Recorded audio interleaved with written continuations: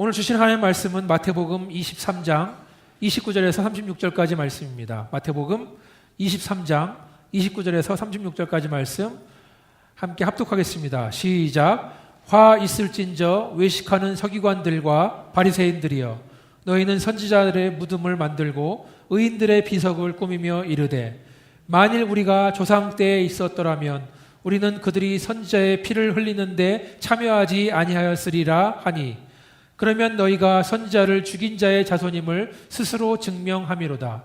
너희가 너희 조상의 분량을 채우라. 뱀들아, 독사의 새끼들아, 너희가 어떻게 지옥의 판결을 피하겠느냐. 그러므로 내가 너희에게 선지자들과 지혜 있는 자들과 서기관들을 보내매 너희가 그 중에 더러는 죽이거나 십자가에 못 박고 그 중에서 더러는 너희 회당에서 채찍질하고 이 동네에서 저 동네로 따라다니며 박해하리라. 그러므로 의인 아벨의 피로부터 성전과 제단 사이에서 너희가 죽인 바가랴의 아들 사가랴의 피까지 땅 위에 흘린 의로운 피가 다 너희에게 돌아가리라. 내가 진실로 너희에게 이르노니 이것이 다 이 세대에 돌아가리라. 아멘. 성경을 보면 평생을 하나님을 위해서 살았던 사람들이 있습니다. 그들은 혈통에 의해서 아니면 특별한 부르심에 의해서 하나님을 위해서 평생 동안 일을 하는 사람들이었습니다. 그런데 이들의 호칭과 종류가 구약성경과 신약성경이 좀 차이가 납니다. 구약성경을 보시면은 사사, 또 제사장, 선지자, 예언자, 그리고 왕 같은 사람들이 하나님을 위해 살았던 사람들입니다. 특이한 것은 이 명단에 왕이 들어가 있다는 것입니다. 제 생각에는 왕이야말로 하나님께 헌신된 사람이었다라고 생각을 합니다. 특별히 다윗 왕이 하나님의 사람이라고 할 수 있습니다.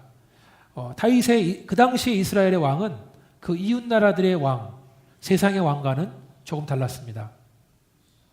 하나님께서는 사울 왕을 폐위시키시고 다윗을 새로운 왕으로 삼으십니다.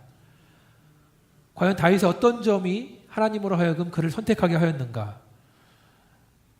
다윗 전의 왕이 사울 왕이라고 했었는데, 사울 왕은 그 훤칠한 외모, 눈에 띄는 외모를 보거나 또 리더십을 보거나 또 그 군사력을 보거나 아니면 정치력을 볼 때 참으로 훌륭한 왕의 조건이 있었습니다. 그러나 하나님께는 그런 조건들이 별로 중요하지가 않았습니다. 하나님께서 다윗을 왕으로 세우셨는데, 다윗의 이야기를 읽어보면 다윗은 오히려 왕보다는 제사장 같은 느낌이 있어요. 예언자와 같습니다. 다윗을 보면은 감수성이 풍부한 시인과도 같고 또 음악가와도 같습니다. 그래서 시편을 많이 썼잖아요.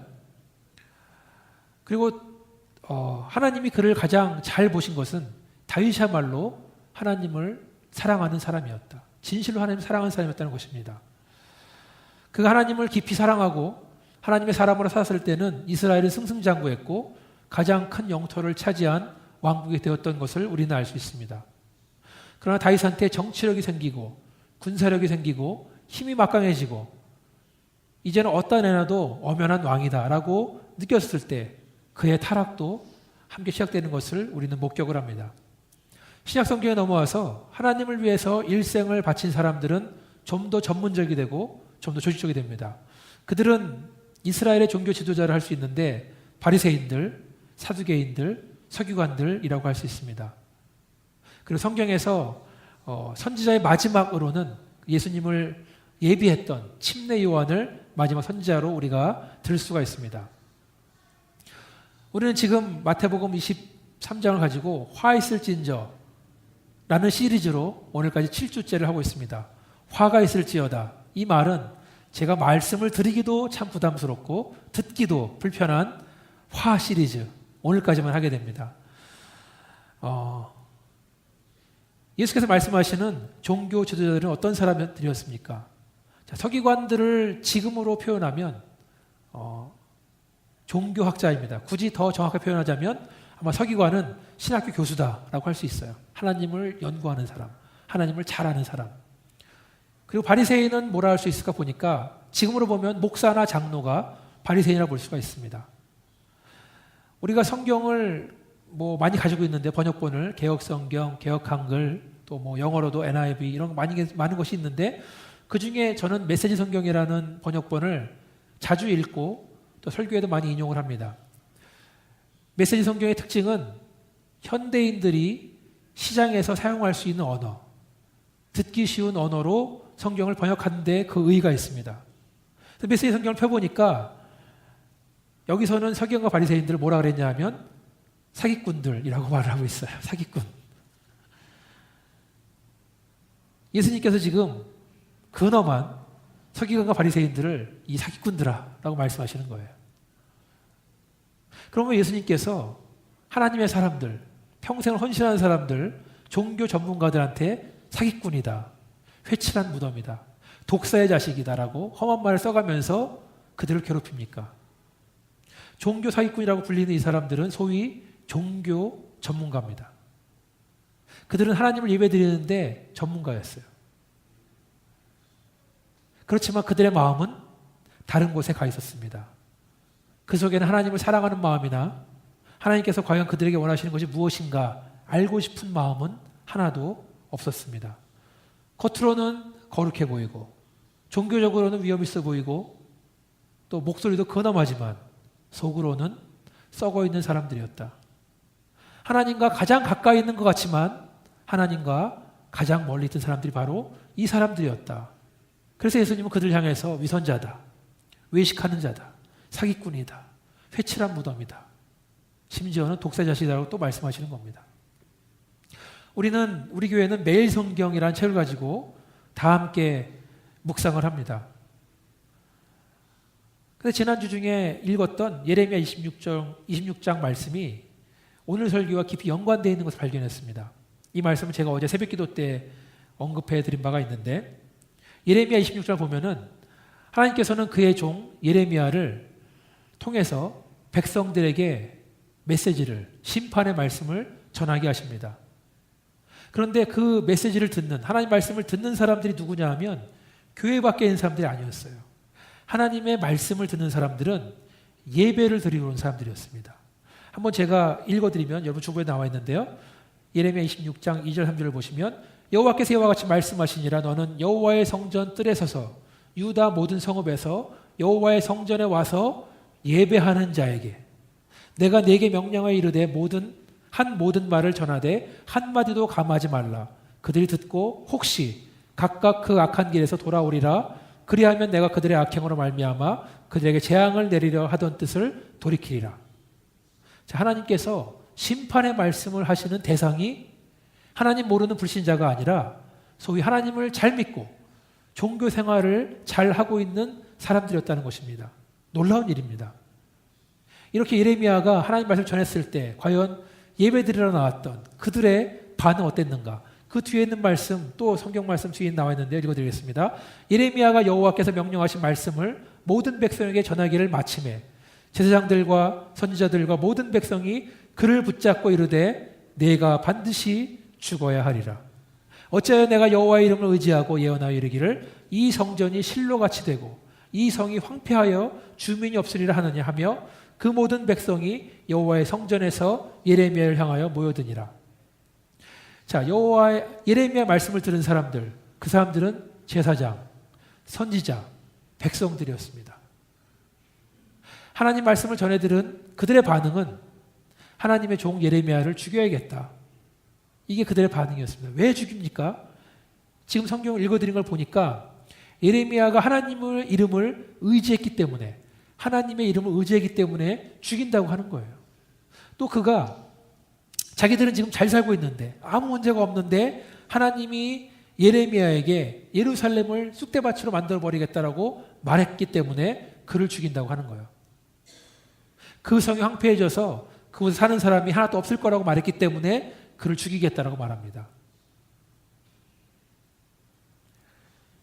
이미 하나님의 뜻에 관심이 없는 사람들은 하나님이 지금 나에게 무슨 말씀하시는지에 대해서도 관심이 없습니다.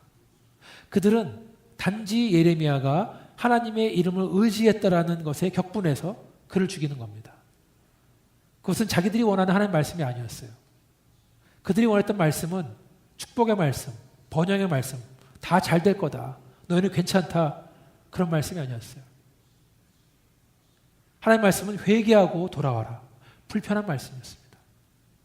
그들은 자기가 하나님의 분노의 대상, 심판의 대상이라는 말을 듣고 분노합니다. 그리고 그 말씀을 전한 하나님의 신실한 종 선지자 예레미야를 죽이려고 하는 겁니다. 그들은 과연 이렇게 바른 말을 하고 있는 예레미야만 없어지면 모든 것이 해결될 줄 알았을까요? 저는 이 장면을 보면은 마치 기독교의 첫 번째 순례자인 스데반, 사도행전에 나오죠. 스데반 집사가 마지막으로 죽기 전에 설교를 할 때 그를 죽이러 왔던 사람들이 그 설교를 듣지 않으려고 귀를 막고 입으로 소리를 지르면서 소리를 안 듣는 장면들이 떠오릅니다. 그들 생각에는 지금 저 스데반의 입만 막으면, 그만 죽이면, 바른 소리를 하고 있는 그 입만 없애면 모든 문제가 해결되는 줄 알았던 겁니다. 스데반을 죽인 자들도 종교적으로는 열심히 있는 유대교 종교 지도였던 것을 우리는 알 수 있습니다. 예레미야 시대를 보시면 성전에는 유대교의 종교 시스템 안에 철저하게 하나님을 위해서 구별된 사람들, 평생을 바친 사람들이 있었습니다. 그들은 그런데 그렇게 종교 지도를 불렸던 그 사람들을 자세히 보면 그 사람들은 하나님의 뜻과는 멀리 있던 사람들이었습니다. 제사를 지내는 형식에는 전문가들이었지만 마음은 떠나 있는 사람들. 그래서 역사적으로 볼 때 수많은 신실한 하나님의 종들이 그들에게, 전문가들에게 죽임을 당했다. 그리고 신실한 사람들이 죽음을 당한 다음에는 그들을 위해서 무덤을 세워줬다. 예수님이 지금 지적하시는 거예요. 고발하시는 겁니다. 지금 예수님한테 혼나고 있는 종교 지도자들한테는 이렇게 말하는 거죠. 이렇게 한다는 거죠. 만약에 우리가 과거에 있었더라면 우리는 우리의 선배들처럼, 조상들처럼 그렇게 하지는 않았을 것이다. 우리는 더 잘했을 것이다 라고 스스로 자부한다는 겁니다. 예수님께서 말씀하시는 것은 너희들이 그 자리에 있었으면 심하면 심했지 덜 하지는 않았을 것이다 라고 말씀하시는 겁니다. 오늘 본문을 보니까 그렇게 하나님의 선지자를 죽인 역사가 아벨의 죽음으로 시작된다고 했습니다. 아벨은 누굽니까? 아벨은 인류 최초의 사람인 아담의 둘째 아들입니다. 자, 아벨은 누구한테 죽었죠? 아벨은 그의 친형 가인에 의해서 돌에 맞아 죽었습니다. 자, 아벨이 왜 죽었습니까? 아니, 아벨의 형 가인은 왜 하나밖에 없는 동생을 죽였습니까? 이 모든 문제는 예배에서 출발합니다. 자, 여러분, 아벨은 직업이 목동이었습니다. 그는 양을 치는 자였습니다. 그래서 그는 양의 첫 새끼를 잡아다가 그 기름으로 하나님께 예배를 드립니다. 그리고 그 형은 농부였습니다. 가인은 그가 수확한 곡물을 가지고 하나님께 예배를 드립니다. 그런데 하나님께서 가인의 예배는 받지 않으시고 동생 아벨의 예배를 받으시는 거예요. 자, 예배의 방법에 문제가 있었습니까? 하나님은 양을 잡아 피를 흘리는 예배는 좋아하시고 곡물을 태우는 예배는 싫어하실까요? 예배 형식에는 아무런 문제가 없습니다. 이스라엘 민족의 제사를 보면 양을 잡아서 피를 흘리는 방법도 있지만 농사를 짓고 거둬서 곡물을 태우는 방식 제사도 있습니다. 그럼 뭐가 문제인가? 한번 구약성경 창세기 4장을 여러분 주보에도 있는데 같이 한번 제가 한번 읽어드리겠습니다. 세월이 지난 후에 가인은 땅의 소산으로 제물을 삼아 여호와께 드렸고 아벨은 자기의 양의 첫 새끼와 그 기름으로 드렸더니 여호와께서 아벨과 그의 제물은 받으셨으나 가인과 그의 제물은 받지 아니하신지라. 가인이 몹시 분하여 안색이 변하니 여호와께서 가인에게 이르시되 내가 분하여 함은 어찌 됨이며 안색이 변함은 어찌 됨이냐. 내가 선을 행하면 어찌 낯을 들지 못하겠느냐. 선을 행하지 아니하면 죄가 문에 엎드려 있느니라. 죄가 너를 원하나 너는 죄를 다스릴지니라. 가인이 그의 아들 아벨에게 말하고 그들이 들에 있을 때에 가인이 그의 아우 아벨을 쳐 죽이니라.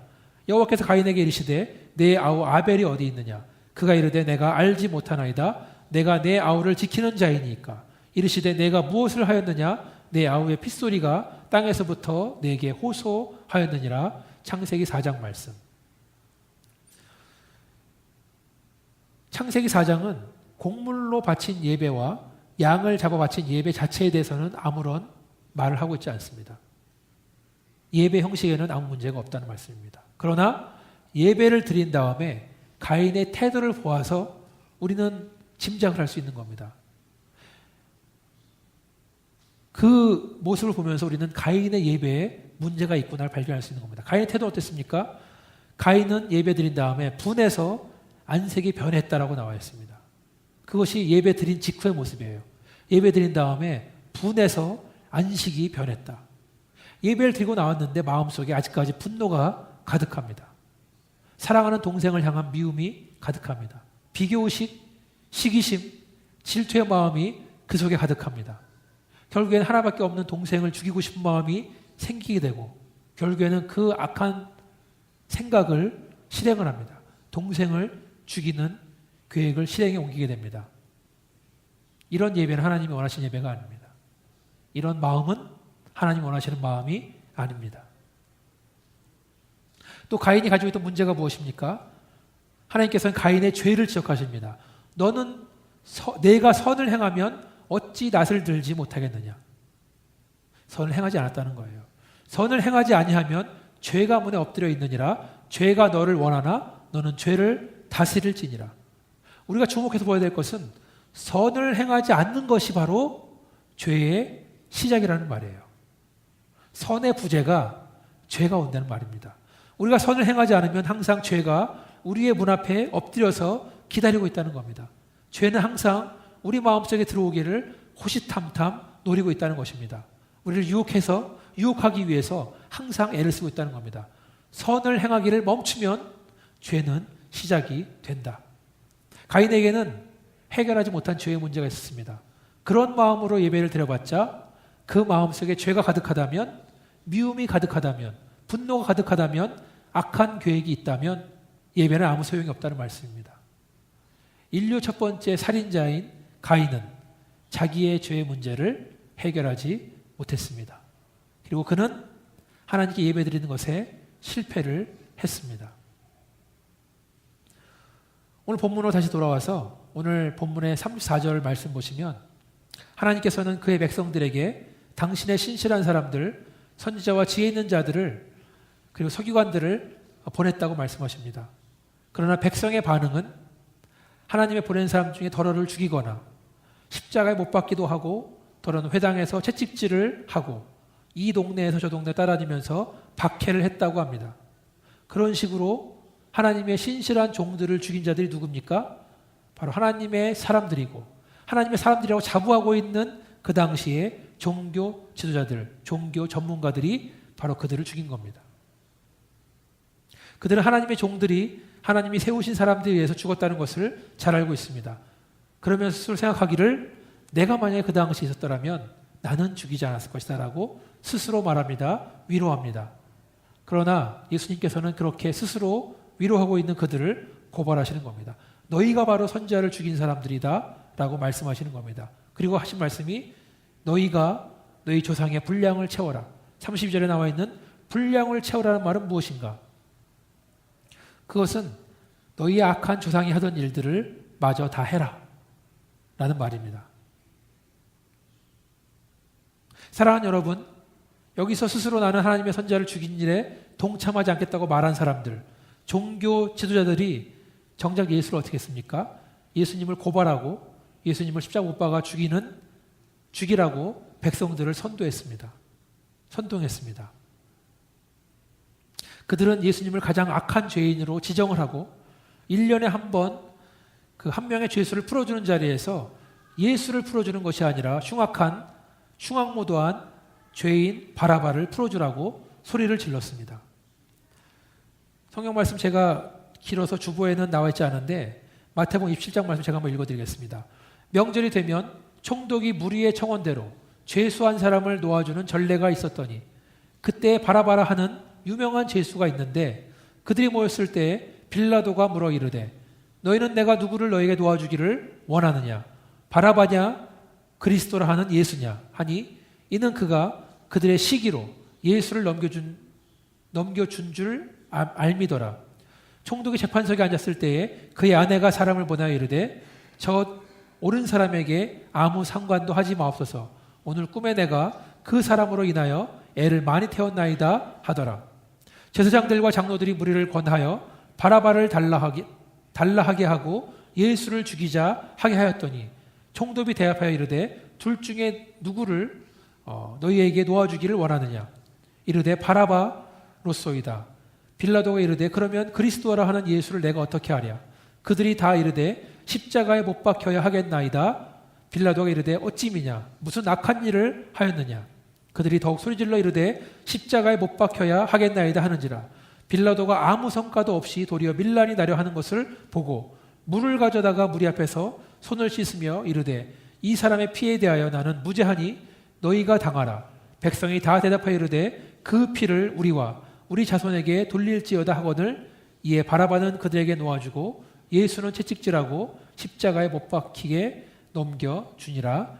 아멘. 지금 읽어드린 말씀은 우리가 지금 23장을 하고 있는데 27장에 나올 말씀입니다. 앞으로 하게 될 설교 예고편이라고 할 수 있습니다. 빌라도는 법정에 잡혀있는 예수로부터 아무런 죄를 발견하지 못합니다. 그는 예수를 합법적인 방법으로 민심이 도교되지 않은 방법으로 풀어주기 위해서 이스라엘의 전통 1년에 하루 명절날 6월절날 한 죄인을 풀어주는 방법을 사용하려고 합니다. 그러나 이스라엘 백성들은 완강합니다. 그들은 예수를 죽이고 흉악한 죄인인 바라바를 풀어주라고 합니다. 한국 성경에는 이 죄수의 이름을 그냥 바라바라고 나왔는데 원어 성경을 보면은 이 풀어진 죄인의 이름이 예수 바라바예요. 예수 바라바. 풀려준 죄인의 이름이 예수 바라바라는 것도 참 특이합니다. 예수란 이름이 지금도 많이 이름을 짓고 있지만 그때에도 예수란 이름이 흔했습니다. 그래서 왜 이런 말 있잖아요. 일설에 의하면 예수가 결혼을 했다. 마리아랑 결혼을 했다. 이런 말이 있는데 예수란 이름과 마리아라는 이름이 그 당시에 굉장히 흔한 이름이었다. 그런 게 있습니다. 풀어준 죄인도 예수 바라바. 성경에 그냥 바라바라고 나와요. 창국 성경에는. 자, 바라바를 풀어준 빌라도는 모든 사람 앞에서 자기의 손을 닦습니다. 그런 다음에 예수가 흘리는 피에 대해서 나는 아무런 책임이 없다. 나는 무죄다라고 말합니다. 그러나 빌라도의 죄를 씻길 수 있는 것은 깨끗한 물이 아니라 예수의 보혈인 줄 믿습니다. 그렇게 자기 손을 물로 씻은 다음에 빌라도는 외치죠. 나는 무죄하지만 그 피에 대한 책임을 너희가 당하라 라고 외칩니다. 백성이 소리 지릅니다. 그 피를 우리와 우리 자손에게 돌릴지어다. 그 피를 우리와 우리 자손에게 돌릴지어다. 여러분 오늘 본 말씀 35절을 보시면 그러므로 의인 아벨의 피로부터 성전과 제단 사이에서 너희가 죽인 바가랴의 아들 사가랴의 피까지 땅 위에 흘린 의로운 피가 다 너희에게 돌아가리라. 그렇습니다. 너희가 조상의 분량을 채우라는 것은 종교 지도자의 주동 아래서 십자가에 달리실 예수의 죽음을 말씀하신 거예요.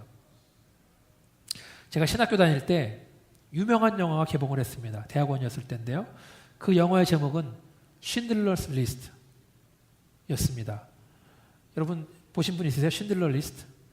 그 영화에 대한 여러 가지 평이 있는데 제가 이제 읽은 것 중에 적지 않은 사람들이 그 영화를 보고 나서 2차 대전에 유대인들이 나치에 의해서 그렇게 무참하게 죽임을 당한 이유는 지금 방금 읽어드린 말씀 그 피를 우리와 우리 자손에게 돌릴지어다 라고 한 말, 예수를 죽이면서 유대인들이 한 말에 대한 응답이다라고 하는 얘기를 들었어요.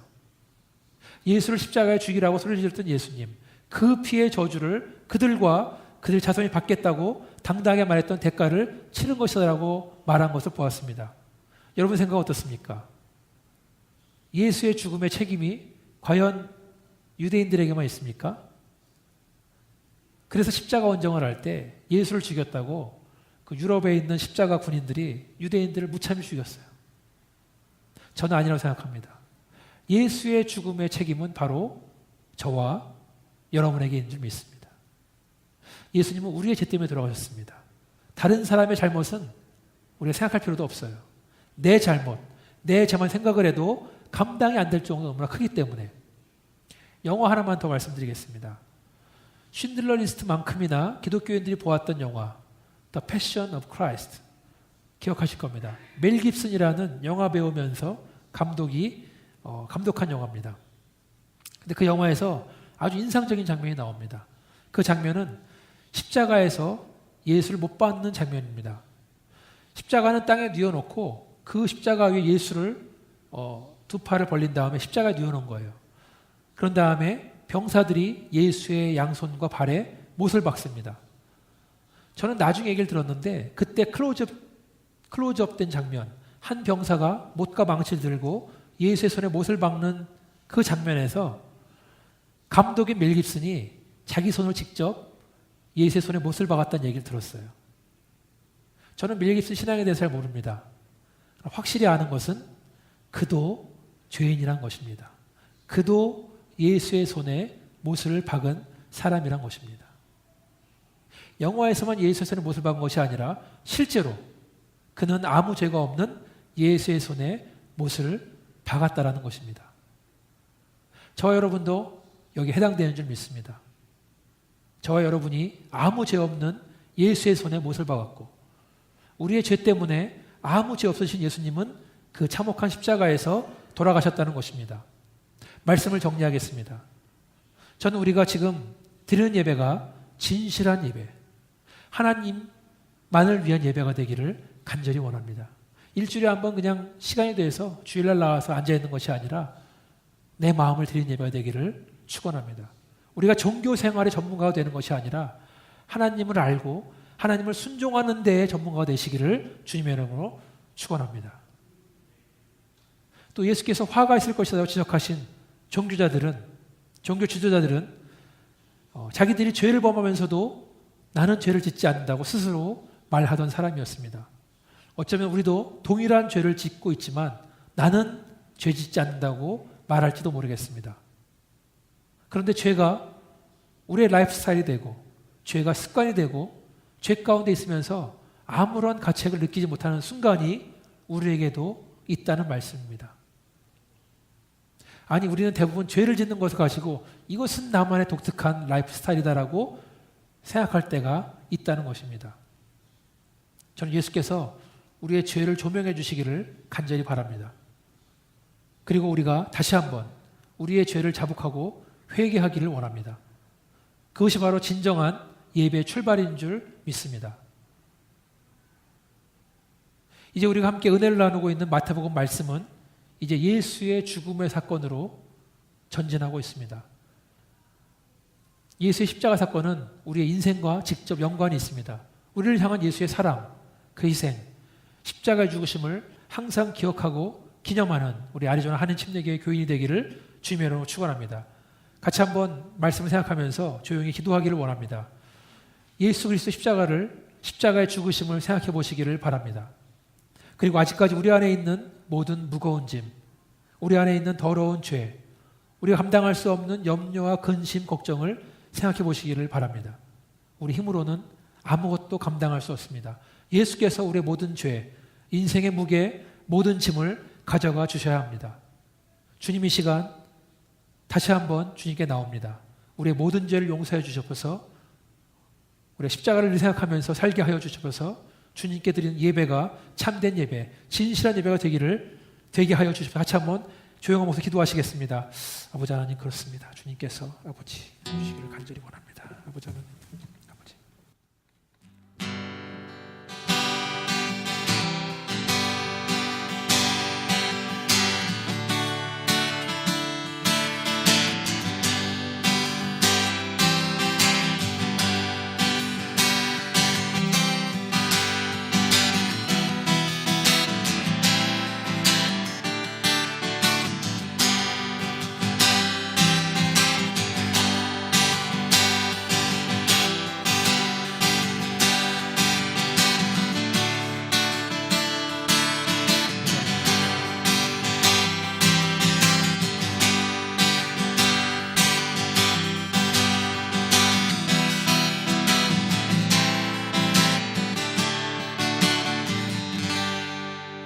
아버지 하나님 오늘 주신 말씀, 아버지 하나님 우리가 교회에 나와 하나님과 가까이 있는 것 같지만 혹시 우리 마음은 하나님과 멀어져 있지는 않은지요.